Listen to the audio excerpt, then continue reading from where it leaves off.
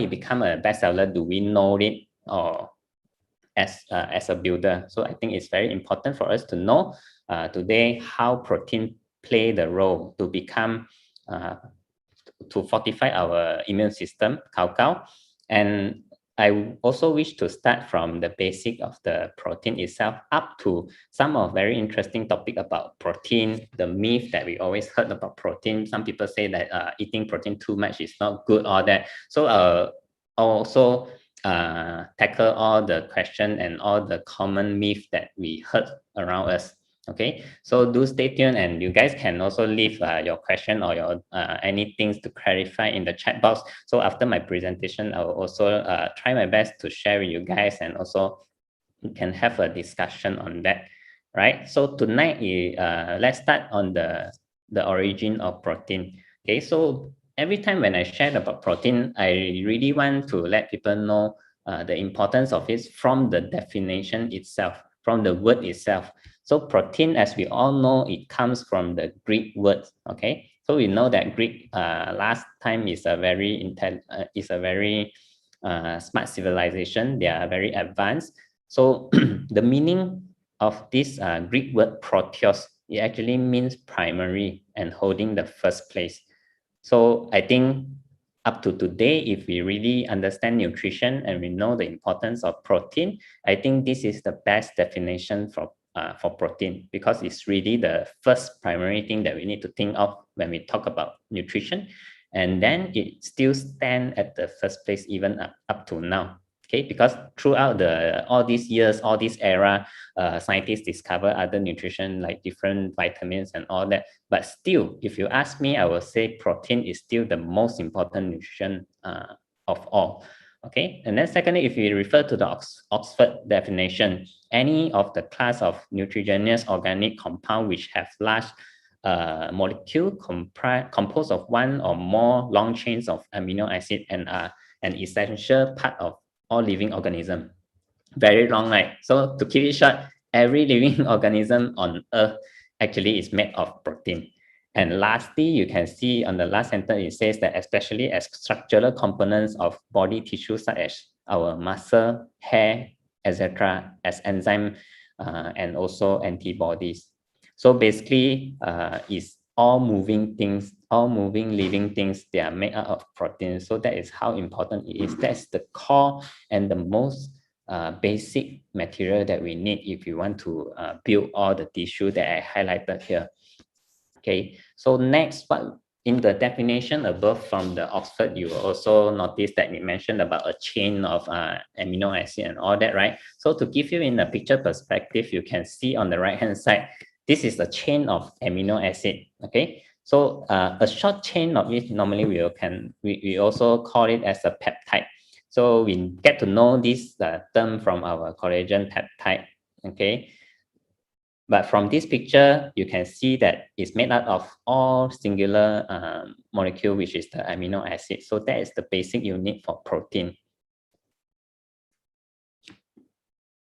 So comprised of one or more long chains of amino acid residue, protein perform a vast array of function within that organism, including catalyzing metabolic reaction, DNA replication, responding to stimuli, providing structure to cell and organism, and transporting molecule from one location to another. So you can see how important it is. We all know that DNA represents our identity and the uniqueness in every individual.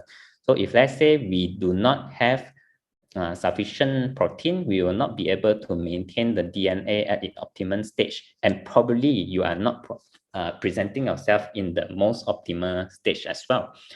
And other than that, you can see it also mentioned to provide structure to the cell and organism. So if let's say we are not in the optimization of our protein, then probably we are not in the good shape also. Okay, so why essential amino acid?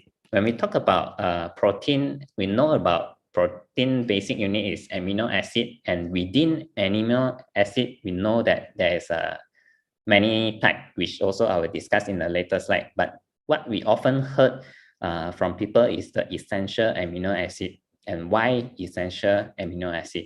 Okay, it's because there are actually total 21 types of amino acid.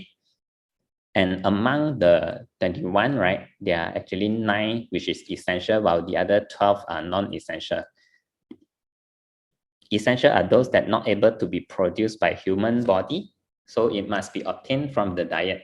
So at least we have to know when we eat what are the amino acid that we are looking for. We are actually looking for the essential one, because those that not non-essential, our body already have the knowledge to produce it itself.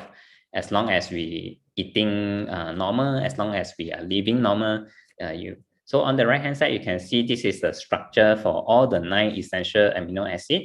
So you can see it's all different structure, and why this all these 9 cannot be produced by the body is because some of the structure that is very unique that the body don't know how to produce through the normal process. Okay, of course, we don't have to know about all this, but just for our information, right? And the function of the 9 essential amino acid is all listed here. So the wording, I believe, is also very small if you guys are logging in through phone or what. I don't expect you to read and see all this. I will also not read from here because it's so too wordy. Okay, nobody will want to know what is the function through this page. So I have helped you guys to summarize all these 9 essential amino acid in a more easier to understand way. And at the same time, I also share the function and why the importance of all these 9 to us. First, okay, those that contribute to the neural function. Neural function, that means our neural system, okay, relating to our nerve, relating to our brain, all that. So it's all listed here. You can see out of the 9, right, so many is actually contributing to our neural system.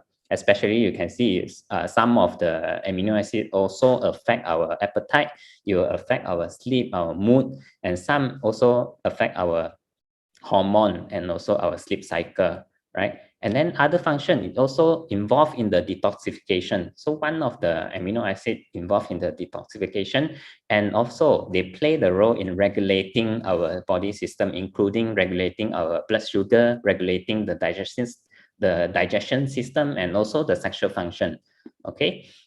Next is on the enzyme. We all know that enzyme is very important in our body because it also act as a catalyst for a lot of the process in our body. So there's also amino acid that play the role in there. And of course, structure is definitely the important thing because we have mentioned in the definition itself to maintain the structural form. So, but here also you can see certain of the amino acid also contribute for the collagen, and collagen is part of the very important structure for our skin build out and all that, right? And then you have the energy, okay? It also as a lean energy source to our body if we intake protein. So all these amino acid can help the metabolism in our body.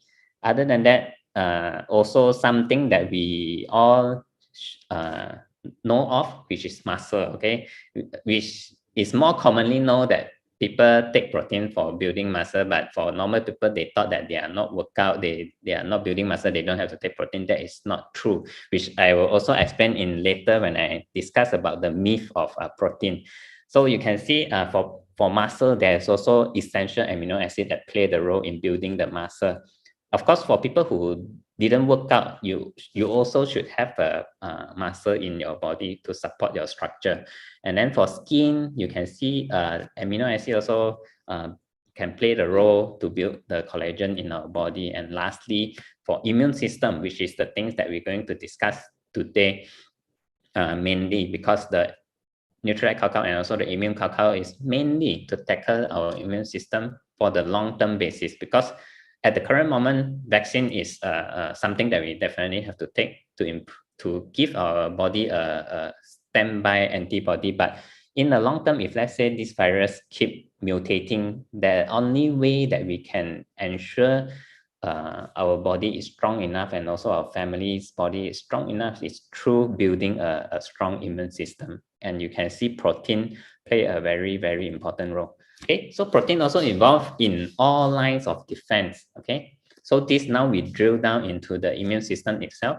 So when we want to know how our immune system works, we often talk about this line of defense, the 3 line of defense.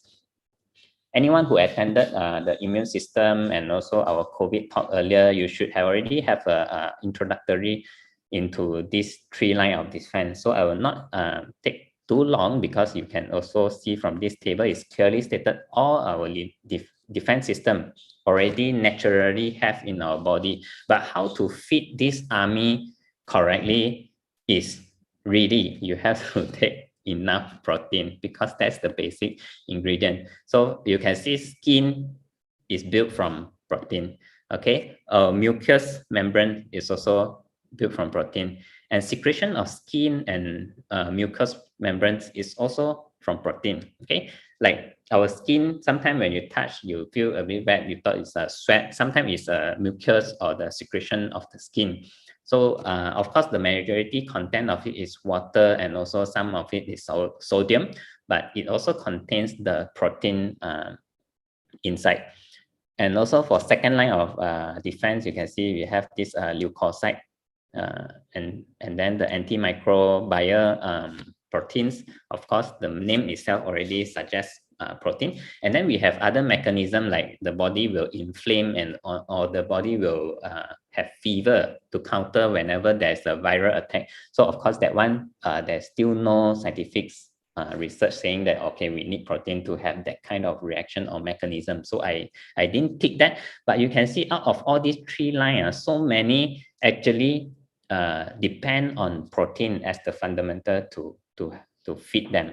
So if let's say you didn't feed yourself properly with the enough protein, so all these line of defense, it exists, but at the very weak condition.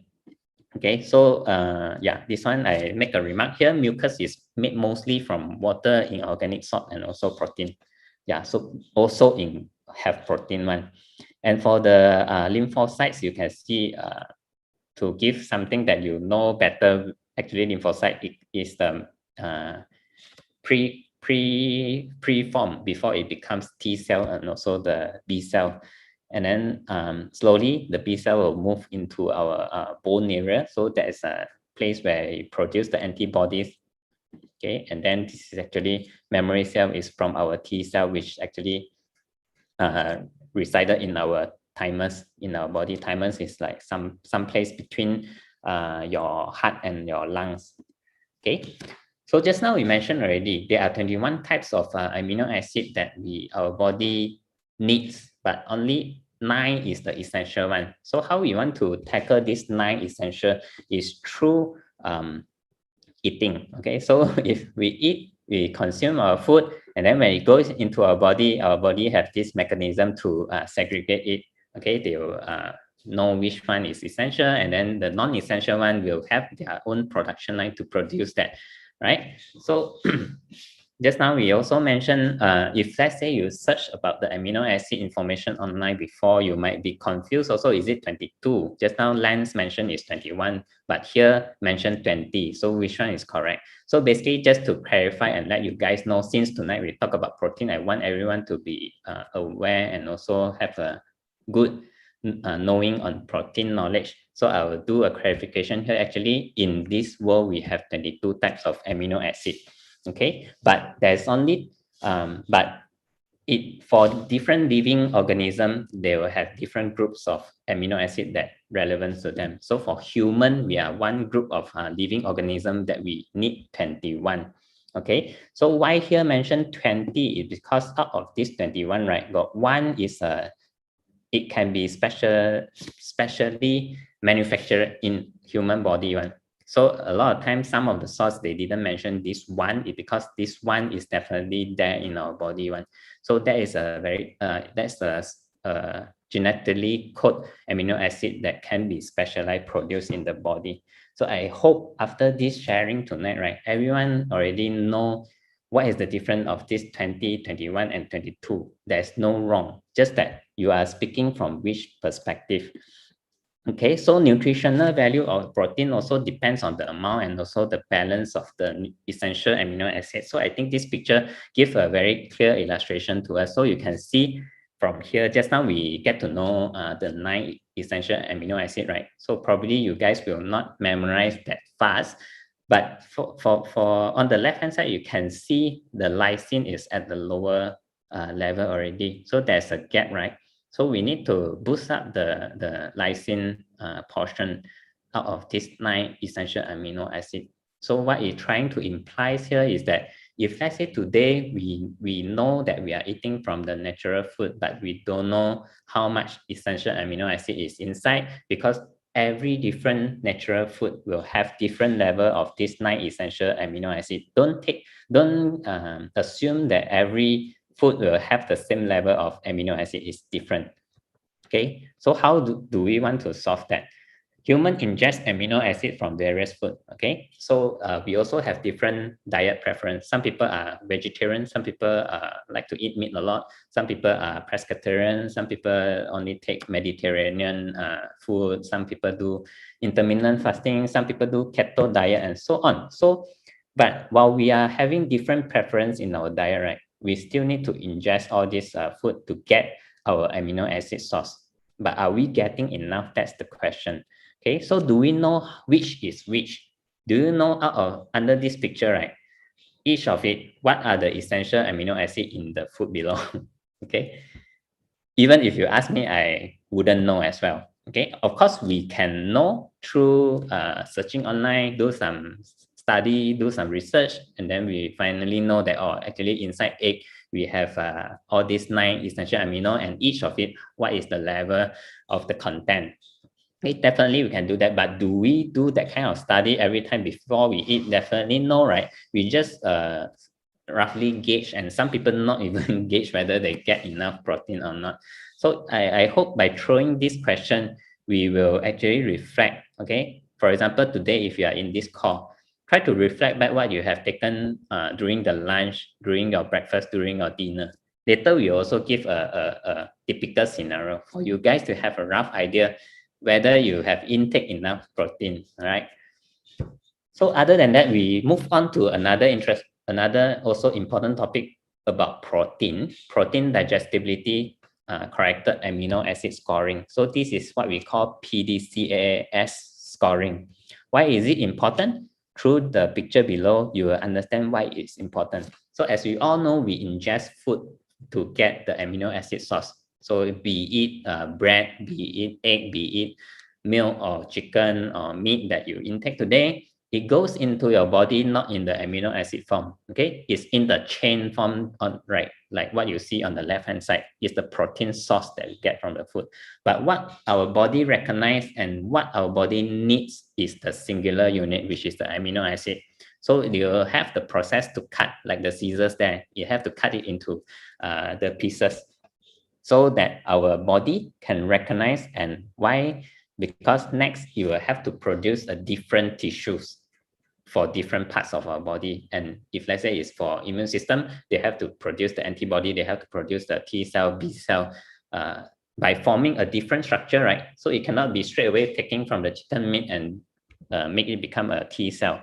So basically that's the concept. And when we talk about the PDCAS scoring, that will determine how efficient is it when it goes into your body. Do you need more scissors to process it, or you only need less scissors to process it? So all the food will have this scoring. So starting from some of the common things that we eat every day, which is egg. When we talk about protein, we think of egg, right? So that's the very good source of protein because the PDCAS rating is 1. Okay, and then secondly, for people who don't take egg because of their diet preference, they might also take a lot of this kacang. Okay, so especially in the Indian food, you will notice they put a lot of this kacang also, their dal, or that is similar kind of food. So this have the scoring of 0.8. And this what we call chickpeas or green beans. Okay, this one about 0.6, the scoring. And other common things that we normally ingest on a daily basis, like for example, chicken is 0.9, and then fish, this is based on salmon, the scoring is 0.9.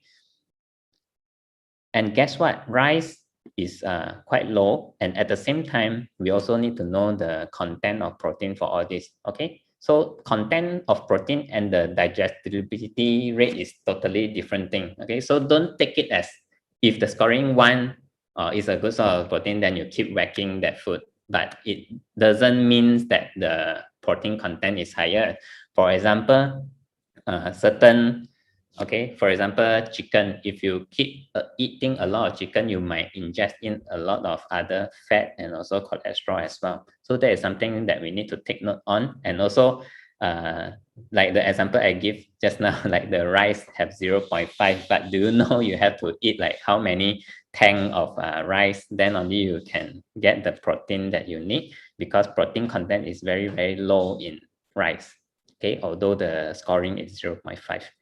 So amino acids are the building block for protein. Just now I mentioned already, once it's being cut into the singular unit, then the body will start to build it again. Okay, so on the left hand side is just a nice example and easy for us to understand. When we build a house, we need a lot of materials to build it. We need the fundamental, all that. So amino acid, that 20 type is the fundamental material that we need to build the 100 over 1,000 of protein that we need in our body. Okay, so many, and it's so complex, but we don't have to worry about that. Our body will like automatic produce it. Our job is only to make sure we ingest enough material for the body. If we, let's say, didn't produce enough material to our body, right, it will still operate, but it operates at the minimal, at the lower productivity, right? So when it's lower productivity, you can imagine other issues, like you might have hair loss, your muscle might be weak, okay, you sometimes you have nerve system, you get cramp easy. So all this is very related once we know that protein actually play the role in everything. Okay, earlier slide I already show you nerve, immune system, enzyme, antibody, everything. Okay, so amino acids from protein play a central role in managing the activities. Now, like this is just to give us a rough picture, but a more clearer one I have presented earlier. Okay, to build, repair, and then to provide energy, to regulate, and to maintain. These are a broader way to say it. Okay, so after we know the digestibility importance in choosing the protein source, right? The next thing we need to know is that how much is enough. Okay, the general formula that we can share with everyone is that take your weight in kg. I hope everyone know your weight roughly, how many kg. Then you can times the 0.8 to get how much protein in gram that you need. Okay, so once we know how much protein that we actually need in a daily basis, right, you can actually check what food that you have ingest today. So if let's say you have taken some egg, okay, you taken some fish, some chicken, you add up whether it is enough for you to sustain the minimum level of protein in your body. Okay. Okay, so example, how much is enough? Okay, we can do a exercise together, but here I'm using my own body weight lah, roughly. Okay, of course I'm about 63. Okay, but I'm putting here 60 for easy calculation because 0.8 is easier to calculate. You get 48 gram. So I just take round it up to 50 gram. Okay, so if let's say 50 gram is the protein intake that I need minimum for my body, right? Now I reflect back in the morning what I take as a breakfast. Of course, this is just example. Okay, I don't take nasi lemak today. So for example, if you order nasi lemak through Foodpanda or GrabFood, or you order through the McD or what, they now all have nasi lemak, right?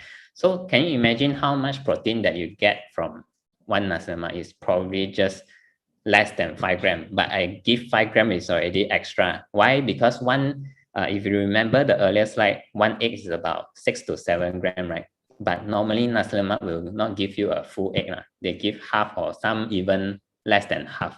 Okay, so I assuming they are giving you half boiled egg. I mean, cut into half punya boiled egg. So there's a 5 gram there.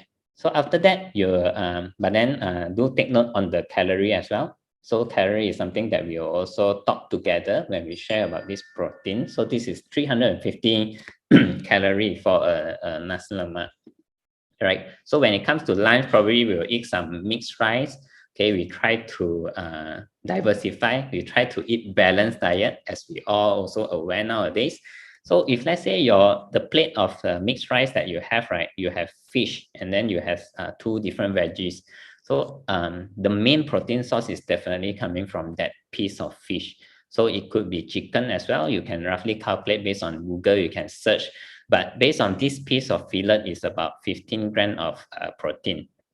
Okay. And then it's about 400 calorie for this meal. When it comes to dinner, probably you are craving for chicken rice, then you order chicken rice, and then you'll get another 15 grams of protein intake. But the problem is the calorie is quite high for chicken rice, because why?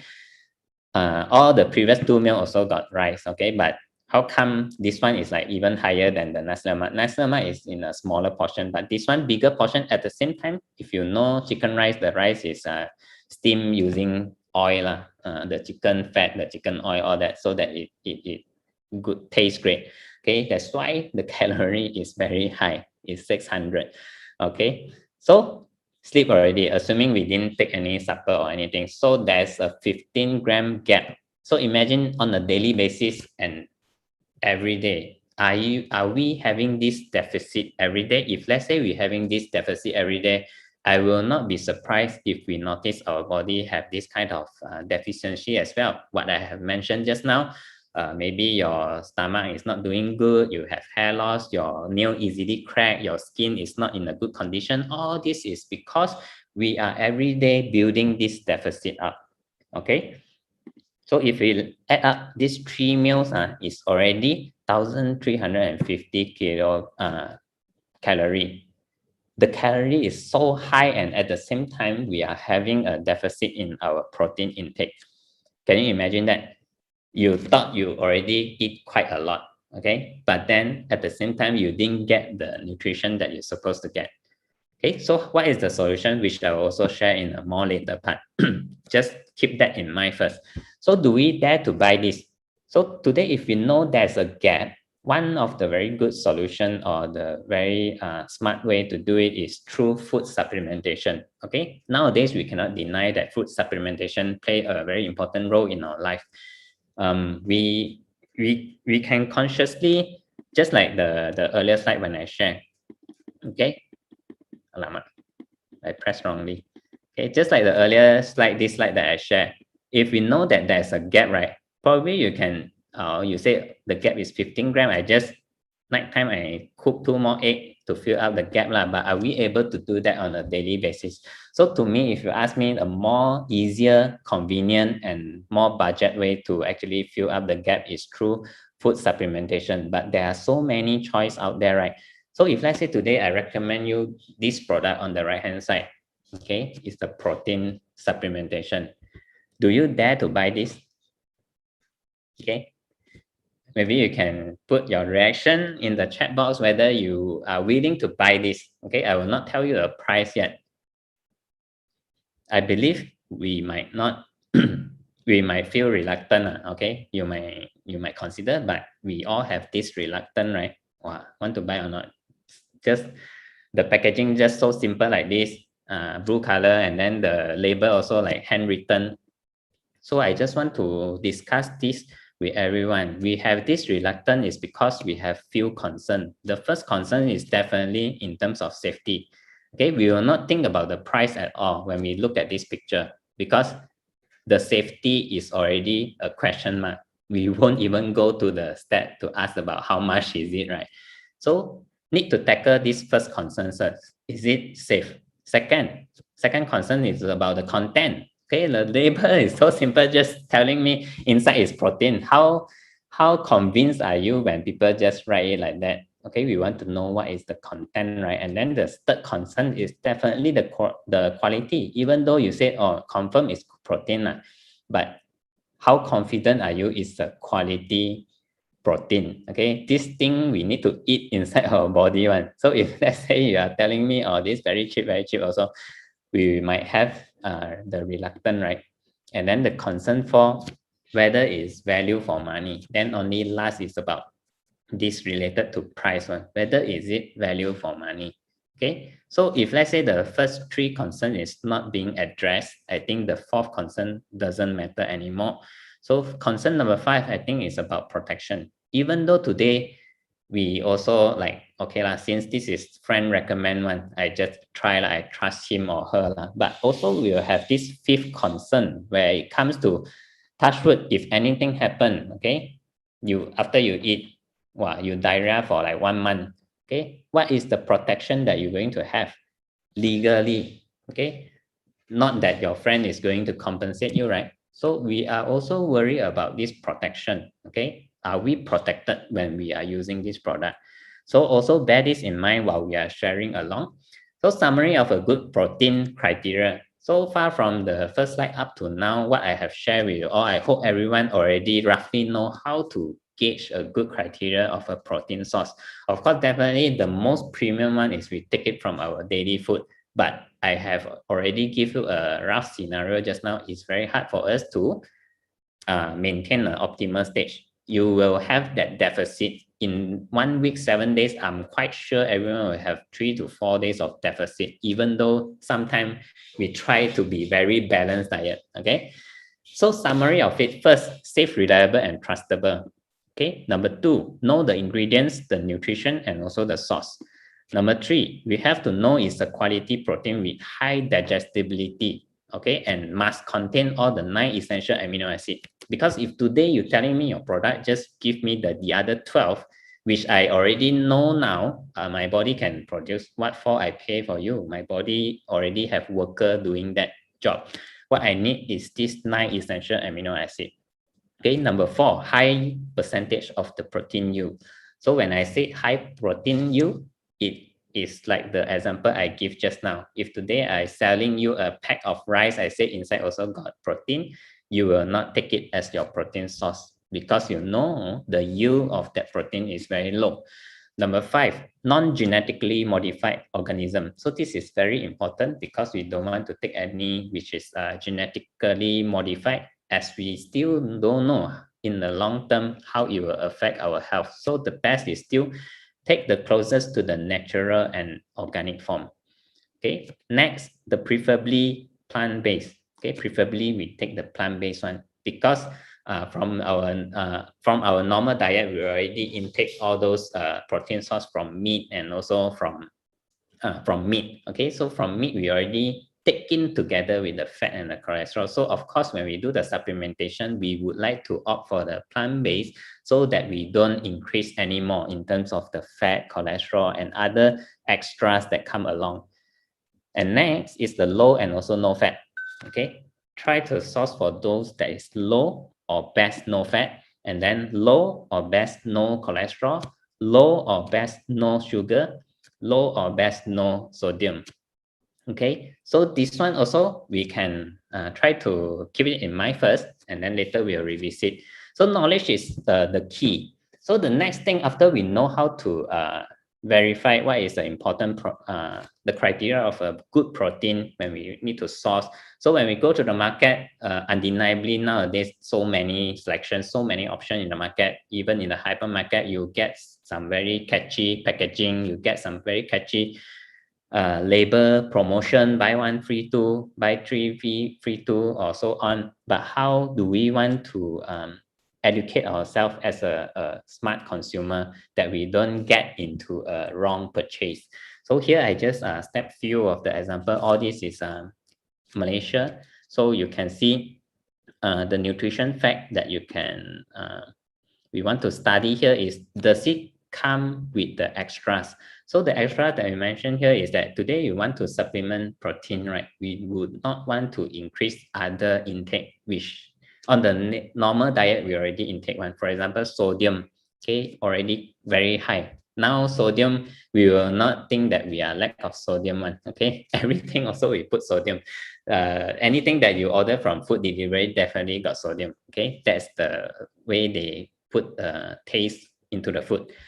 Okay, so you can see on the left hand side there's a 50 milligram of sodium. Of course, it's not that high, but in the long term, can you imagine you are intake all this kind of supplementation in the long term is another source of sodium into your body. And later also I'll share with you why sodium is so important to note nowadays. And percentage of protein per serving is also some very important to know. Okay, on the second picture, I also put a red color arrow. You can see it comes with the sugar. Yeah. So when you are taking in all this is protein product. Okay, they market themselves to provide protein. So 9 gram, you might not have an idea how much is it. So let me tell you. Okay, 1 teaspoon of sugar, how many gram? It's about 4 gram. Okay, so imagine every serving you taking this protein, you might feel it very tasty, okay, very delicious, but you are taking 2 teaspoons of sugar every day extra. Okay, so this is something that we don't have to supplement additionally to our body, because through our normal diet daily you already intake enough. Okay, so the second point just now I mentioned percentage of protein per serving. We can also do the exercise together now so that you will learn how to actually check. For example, the left hand side, this product, it says that per serving is 6 gram, right? And how much protein in it is 5 gram. Okay, so 5 over 6 is about 80%. It's quite high, the protein content for this.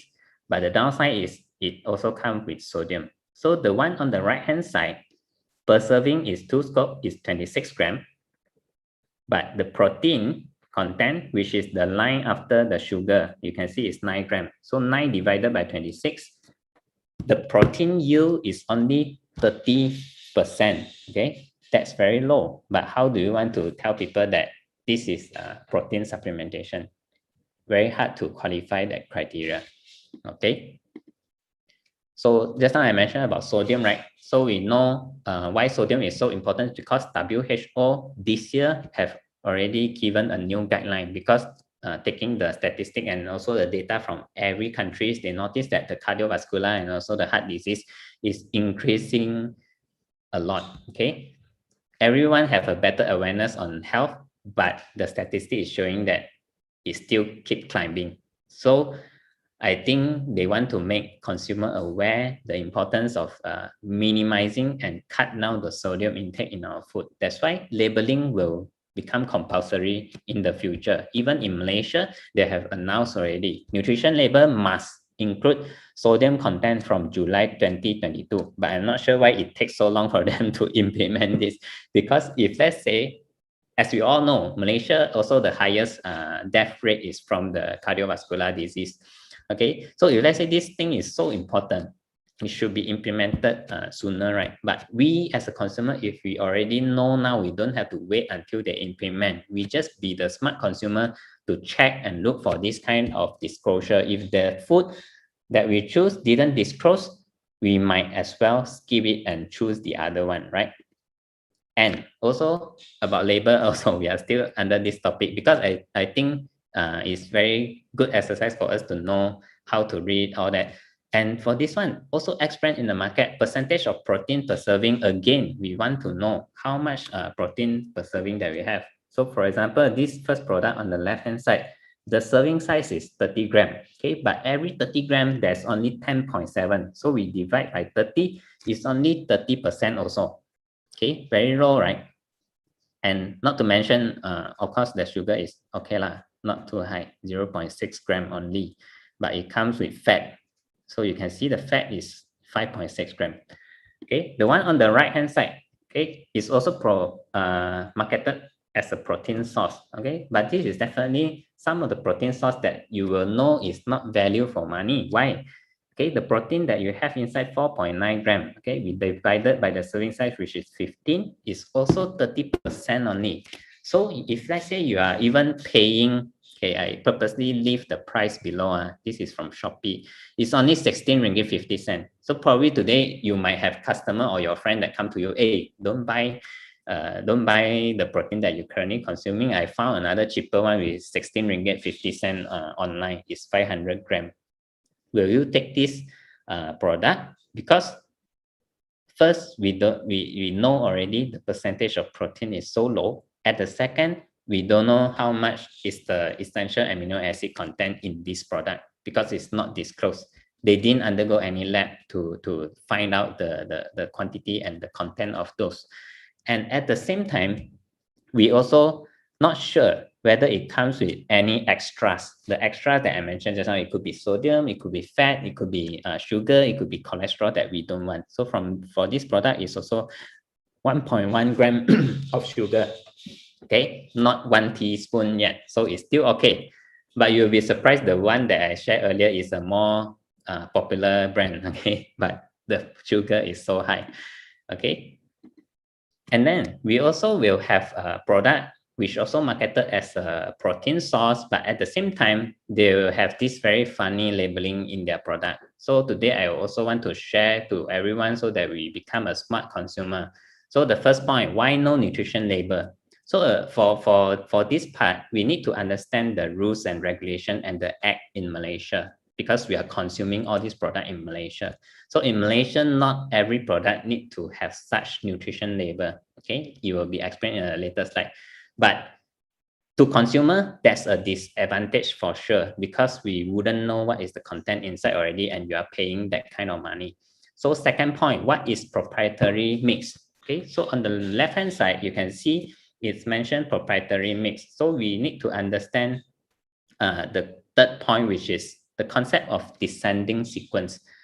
I'm not sure how many of you know that actually when you look at the ingredient listing, right, the one that comes first is the one that have the highest dosage and highest content in that particular product. But in the market, there's a lot of, in the industry, there's a lot of commercial company, they are actually playing a trick using this proprietary mix. Okay, so when you have this proprietary mix, you can mix up few ingredients together, and then the weightage become big. You can actually put it at the front. Okay, so what I'm trying to say, but I'm not accusing them or what, but I'm just give you a independent analysis thinking. Probably if you split up that two ingredients, you'll see that probably the ginseng will be the last, even less than the silicon dioxide. Okay, so that is something that we need to think of, because active ingredient tends to be cost more, and the brand don't have to list the amount if they are listed as the proprietary mix, and they can essentially dilute the active compound in the blend to increase the volume. Therefore, they're saving money on the more expensive ingredient while charging the consumer for more money and filler ingredients. Okay, so what I'm trying to educate and let everyone know is that there's no wrong using the proprietary mix, because that is a common thing that already been used a very long time in the market, but we need to educate ourselves not fall into this strategy, because some of the company might use it at the wrong way. But those that use it at the correct way, these are the three reasons that people might use the proprietary mix. First is a patented formula. Okay, so if let's say it's not the patented formula, things they are still disclosing what is inside, the ratio of it, the things that they use inside, they not even applying patent for this mix, then the first reason is out. So the second reason is whether it's unique or conditionally mix required. Okay, for example, these two ingredients must be mixed together before you produce the product, then there's a requirement needed. But is that the case for the product that you are purchasing? Third, production efficiency. Is because of the efficiency in the production line, they have to do this mix before it goes into the production. So we also need to challenge ourselves and question ourselves, how come the other ingredient is not in the mix? If let's say it's for efficiency purpose, so if let's say it didn't fulfill these three and you think logically it doesn't make sense to you, we as a consumer, we need to know. Okay, and just now I have mentioned already, why not every product have this nutrition labeling? Because this is from Malaysia. This is from Malaysia Food Safety and Quality Division and the Ministry of Health mentioned in this slide. They said nutrition labeling is only mandatory for certain food group, but when the food make a nutrition claim, is mandatory to include a nutrition labeling and the amount of any other nutrient for such for which a nutrition claim is made in respect of the food. So today, if let's say your friend try to sell you something and tell that, oh, this is a better source of protein, okay, but that product didn't disclose or don't have any labeling, how much the protein it is, but they claim that it's high protein product. They cannot actually claim so, because they don't even have the label to support that. And actually, if you want to report it to the ministry, we can do so, because it's already clearly stated here. Nutrition claim cannot be done for those food that don't have any nutrition labeling. Okay, so but then it's very common nowadays in the internet, especially when we shop online. They can like put it just as a testimonial, they can claim it, but actually it's not allowed. So for us, we want to opt for the safe product. Again, I go back to this criteria. Okay, make sure we are well aware and we fulfill all these criteria for the product that we want to choose to supplement our protein gap. So today, I will recommend Nutrilite soy protein. Why? Because if we revisit the points that we mentioned, why it is safe, reliable, and trustable? Because it's already, Nutrilite brand is already 87 years, okay? It's already more than 85 years of R&D involved. And if let's say there's any side effect, you're able to find it in the news, please let me know. We can go and sue Nutrilite together. But so far, 80 over years, there's no problem people consuming it. So the safety and the reliable, the trustable is there. And at the same time, we want to know the ingredient, the nutrition, and the source. Okay, so for your information, Nutrilite soy protein is fully labeled. Okay, when we say fully labeled, include all the ingredients, include all the nutrition, and even include what kind of essential amino acid inside. And it's also traceability. When we say about traceability, I believe this is the only product in the market that be able to trace back where the raw ingredient is coming from which farm, from which country. Okay, so quality protein with a high digestibility, all 9 essential amino, we have it. Okay, so high percentage of protein, okay, is also stated in the label itself. Guarantee 80% of protein content. Okay, and then also is non-GMO and is 100% plant-based, soy, wheat, and also pea. Okay, low fat. We don't have cholesterol, we don't have sugar for this original flavor, we don't have sodium. Okay, so all this has been fulfilled. It's up to us whether we want to make the right choice and we want to share the best to people around us. So just to support what I have mentioned just now, okay, on the left hand side, you can see that's the protein that I'm consuming. I actually just took this picture this morning and included in my slide. You can see how transparent it is, how many words is it on our label. It, in a way, it gives us the transparency, it gives us the assurance, it gives us the knowledge that we're supposed to know about this product. Okay, and on the right hand side, we as a people who share with our friends, we need to know what kind of option that they have. We have the original taste, we have the chocolate green tea, and also mixed berries. And all these, for those with flavor, you'll know that the servings and the protein content is varies from the original. Of course, the original one is the most premium with the highest protein content. Yeah, but of course they come with other nutrition for those with the flavor. Okay, how much is enough? Okay, so remember just now I take my own body weight as an example, and now we try to revisit it. Okay, nasi lemak, mixed rice, chicken rice, we have a gap. Okay, and it's 1,300 over calorie. So today, if let's say we want to supplement this gap to make sure our body is optimized and our immune system is taken care of, how we can do a tweak in a day. So for example, I give you a suggestion. In the morning, we can take a body key and also a protein as a simple mix. Of course, you can add other things, but just a basic one, you can try out our body key, which is very delicious, and also protein mixed together. You already get a heads up of 15 grams of protein intake. Compared to your nasi lemak is already like 3 times the protein intake. And something to let you know also, the calorie is like half of nasi lemak. If you remember, nasi lemak is about 300 over calorie. This is only 158. Including body key. So lunch you eat back the same thing, and dinner you eat back the same thing.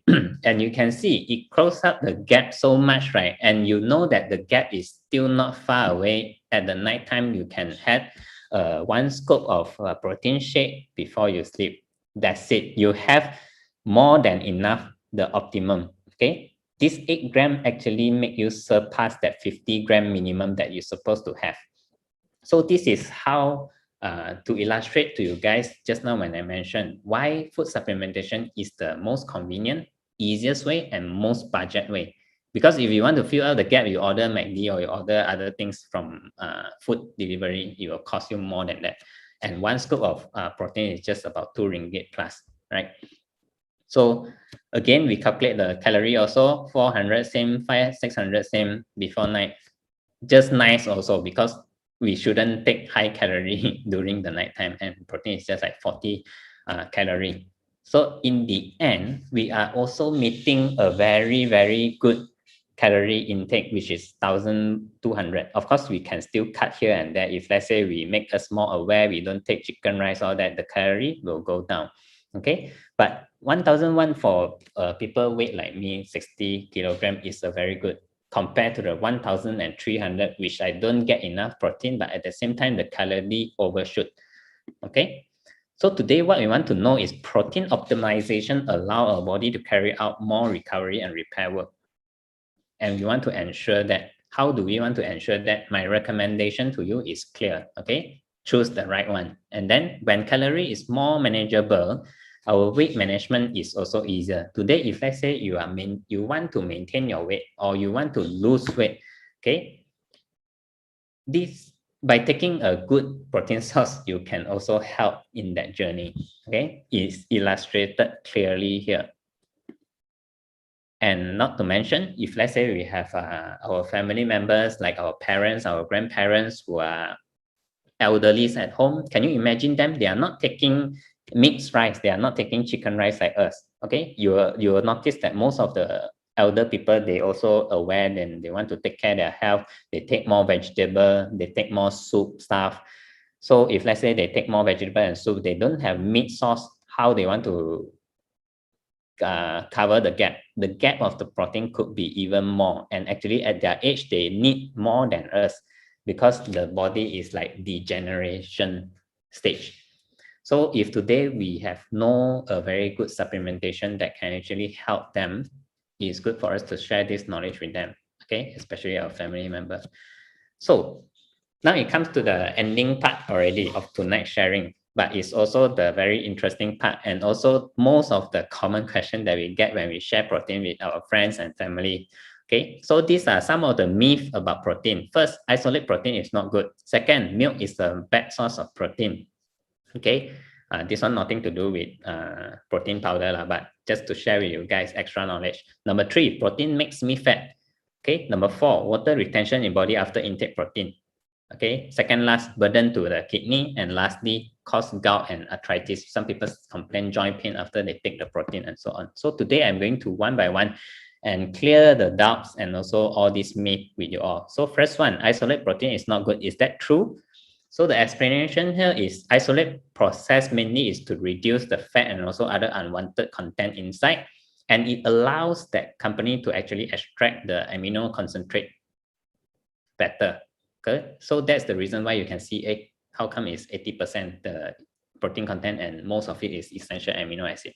So remember, it is extraction, not modification. Okay, so a lot of people spreading misinformation out there. They're trying to make you worry that taking isolate protein is not good. If you were, they sometimes also say that it will actually have the nutritional loss. So if you are worried that isolate protein will have nutritional loss, learn how to read the label is very important. So that is also the reason why I share with you guys how to read the label, how to actually teach also others how to read the label. Okay, second, milk is the best source of protein. Is that true? Although as much as I want everyone to consume Nutrilite protein, but I also want to educate the right thing. So first, we need to understand the source of your milk. Second, understand the technique of processing the milk. So people that always say milk is not good, they are concerned on harmful content or the hormone effects that could be true for fresh milk scenario. Okay, but also by the case basis. So we also know that in Malaysia market, most of the milk that pack packed nicely in the hypermarket that you saw, they are pasteurized milk. That is the most common one that we found and relatively safe. Okay, however, we need to distinguish the difference. We need to learn how to distinguish the difference. There are two main technologies that are being used in pasteurized milk. One is the ultra high temperature. Another one is the high temperature but short time. Okay, so the only concern we might have for milk is basically the issue of lactose intolerance and also the fat content that comes along with it. Of course, on top of the fat content, we also worry other extras that they put in. For example, they put in sugar, they put in other things that make it taste better, flavoring, artificial flavoring, and so on. But if let's say we are just talking about milk itself, right, it's not a bad source of protein. In fact, they also score the PDCAS of 1. Okay, so today we need to be a smart consumer. We need to educate ourselves, right? So on the right hand side, you can see traditional pasteurization, which is using the high temperature but short time. These are the one that you normally see hypermarket, they'll put at the refrigerator area, okay? And then the shelf life is normally shorter one. So UHT is very common to us. Normally they are more, the expiry date is longer one, but does it mean they put in a lot of preservative or what? It's basically the processing technology that they use. Okay, so of course now they have this aseptic packaging as well, which is they will seal the box using technology, okay, without any exposure. So that one will actually extend even further the shelf life. So of course, when we talk about milk, we want to know when they put under this high temperature, will it affect the content inside? Definitely, because compared to fresh milk, you will lose the enzyme that you have naturally in the milk. You will lose some of the other nutrition content inside. You even for protein itself, they will have some the structure of some of the amino acid. Okay, so but then normally for milk product, they don't disclose how many more essential amino acids still remain inside. So for us as a consumer, if you just want to intake protein generally, it's no wrong. Okay, but today we have a better option. Okay, as what I have already shared with you guys just now.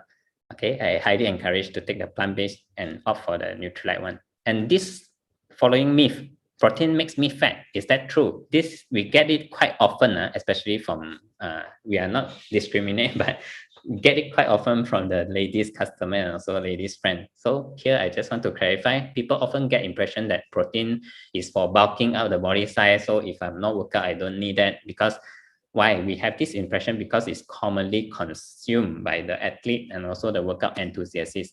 But is that true?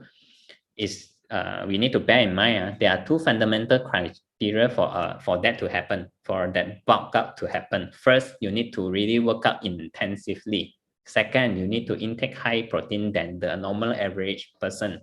So when you say normal average person, the minimum is 0.8. Just now we know the rate already. But for athletes and also people who work out, they take up to 2 grams per kilogram of their body weight.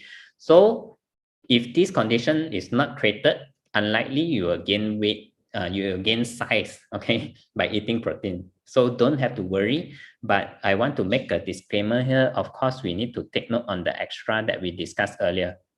Okay, because if today we opt for the wrong product, which is in the first slide, if you remember, okay, more than 2 teaspoons of sugar while you thought you are just intaking protein. And if you gain size because of intake that product, I will not be surprised because there's so many extras that you take in along with that product, right? So obesity might happen if you choose protein source with the high fat, high cholesterol, and also high carbs. Okay, so protein make me fat. I want to also same myth I want to explain further because normally we confuse between the protein product that we have in the market. We all often thought that all protein is the whey protein, correct or not? For people who first time exposed to protein, they will thought that all protein is whey protein. Okay, because it's more commonly marketed whey protein because the workout market is very big. Everyone is getting into workout now. So that is not true, because whey protein is the mixture of protein isolated from whey. Okay, it's a liquid material created as a byproduct of cheese production. So how the commercial industry actually find out they can make use of the byproduct of cheese production to actually produce a very high concentrated protein. So for whey protein product, normally the concentration is higher compared to the normal protein product.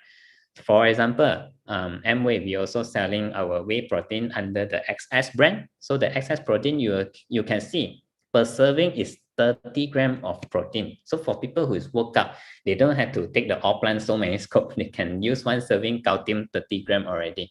But I have to remind you, the essential amino acid might not be as complete as the all plant protein. Why? Because it's targeted for the muscle. Okay. So you also notice that in the market, sometimes, how come got another product say that is focused on the BCAA?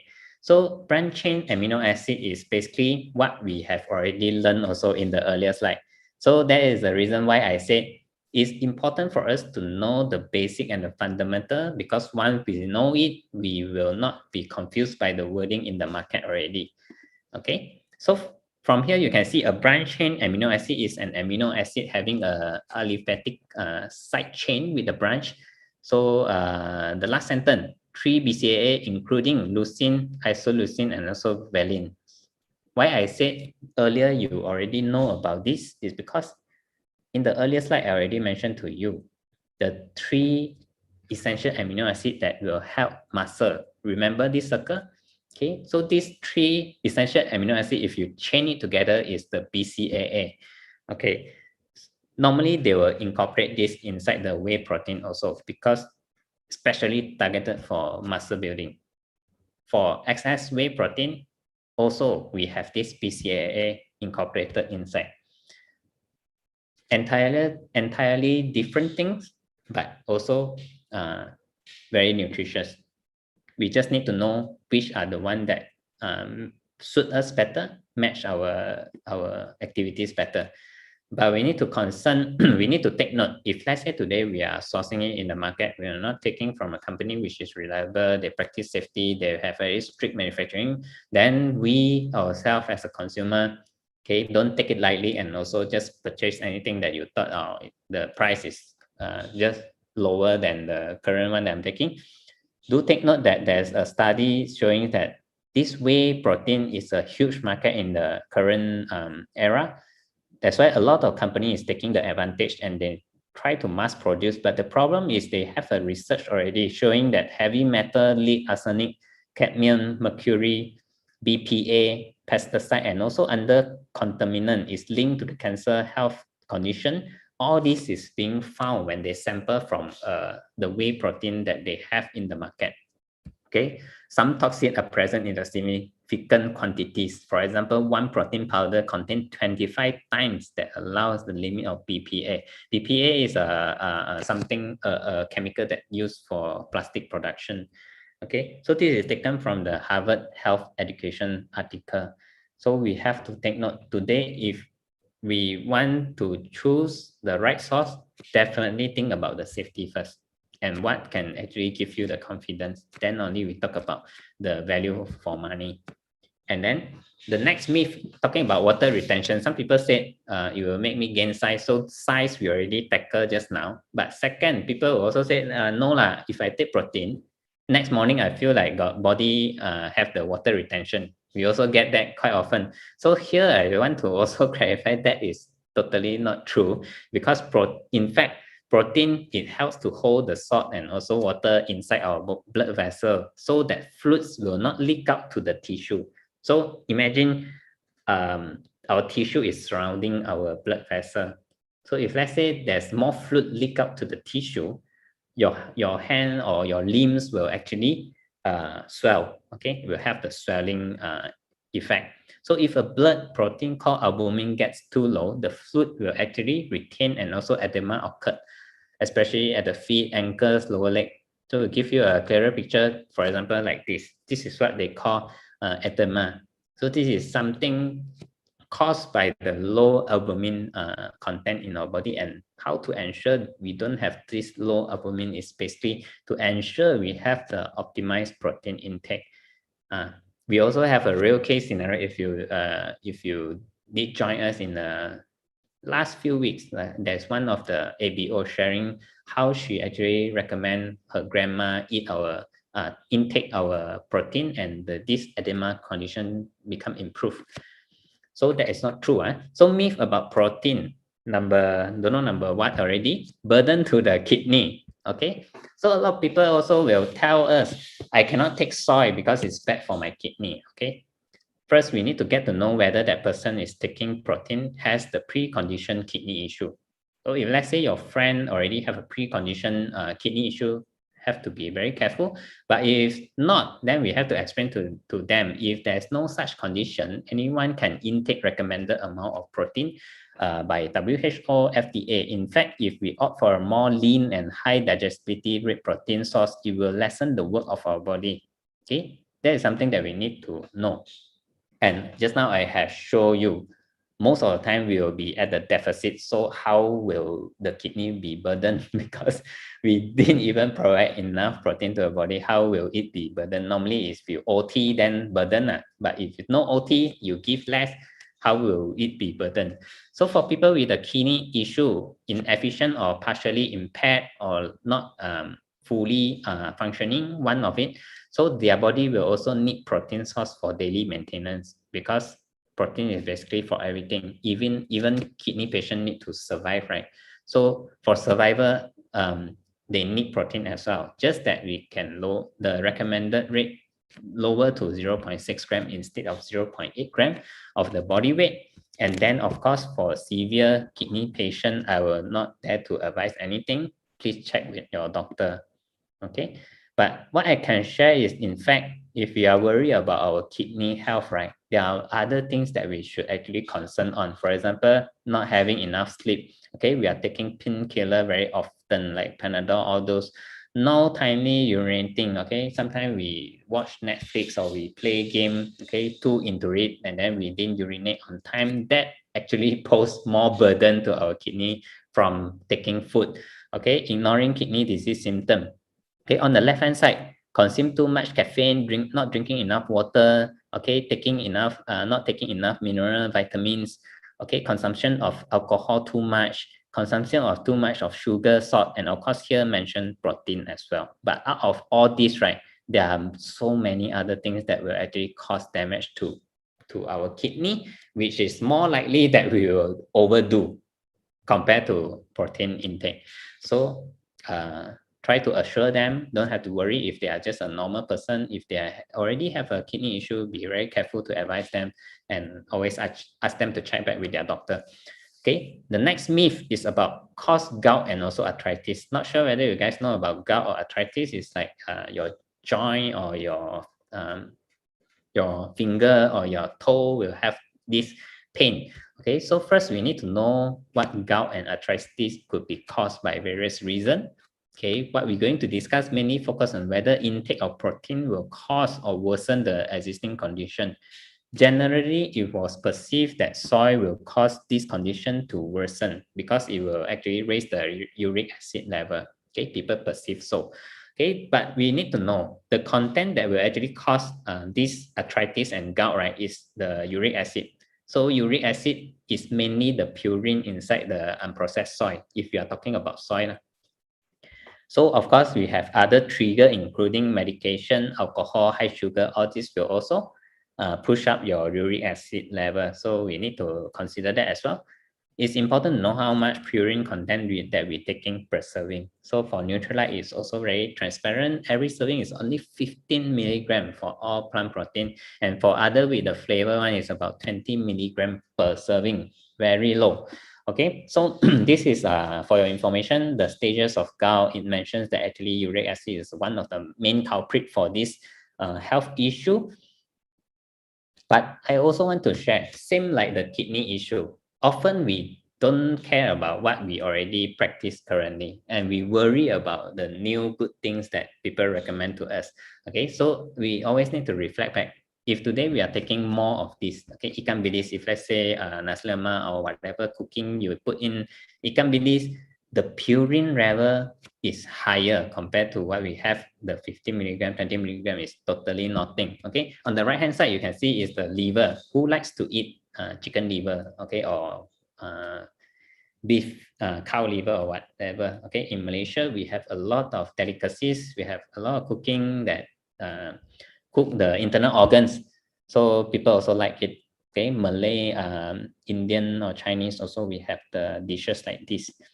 Okay, so not to surprise you, you can see yourself 100 gram of ikan bilis is 239 milligram of purine.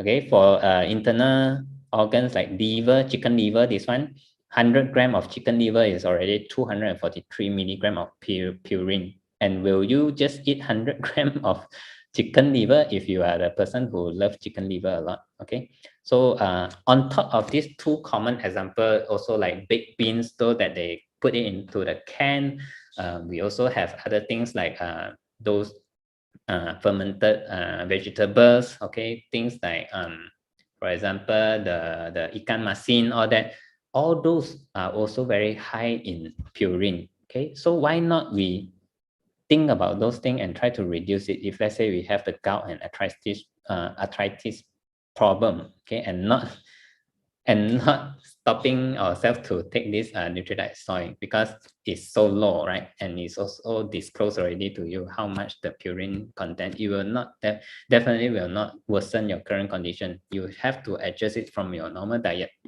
Okay, so this is the last slide already. So basically it comes to the end of my sharing on the protein. So protein first. Okay, this month the promotion, the Nutrilite Cacao, I will think that immune cacao is very important, but also equip ourselves with the knowledge. If today we want to increase our immune system, of course we know turmeric will help, vitamin will help, all those other nutrition that we know of will help, but take the primary one before all those, okay, which is protein. Okay, if we don't have enough protein, our body will not